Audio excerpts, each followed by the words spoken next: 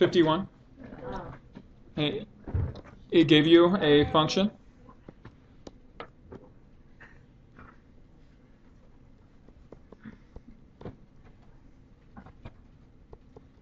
And tells you this is modeling the jump of a kangaroo in where x is the horizontal distance and y is the corresponding height. And so when you're looking at this, it's given in the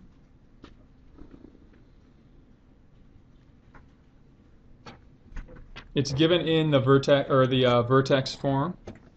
Okay, so what we know about this is the vertex of this function is going to have what x coordinate? Remember, in vertex form, the value of x that would give you a 0 in the parentheses is your x coordinate, 14. And the corresponding y coordinate for the vertex is vertical shift. Okay, so what this tells us is that you're able to answer that first question without having to do anything but look at the problem, right? So the first question says maximum height. Okay, the height is the y value. Okay, and so when you look at this, the height at the vertex is the maximum.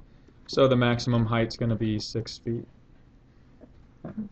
Now, the second part asks you how long is the kangaroo's jump. And so what that's asking for is it's asking for the intercepts.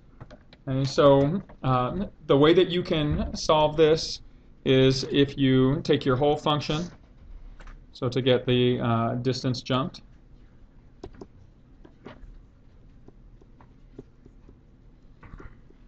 what you can do is you can take your function and set it equal to 0 and then solve for what's left. So again, as far as how you would enter this online, if you enter this whole function and then you solve it, set it equal to 0 and solve.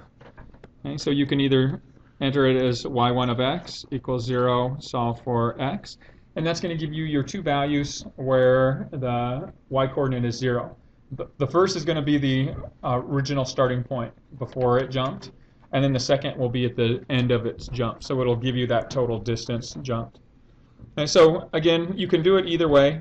Just to be consistent, I'm going to go ahead and enter it in the y editor, although you could just use solve and type the whole equation, set it equal to 0 as well. But if you enter this just as it appears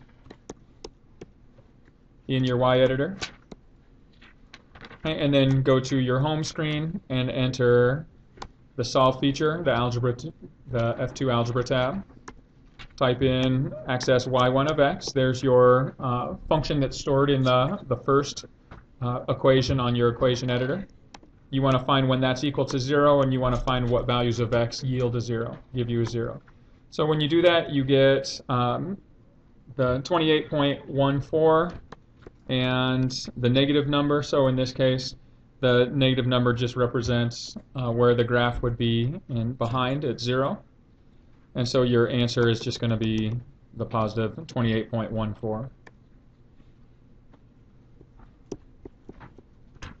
Or whatever it asks you to round to.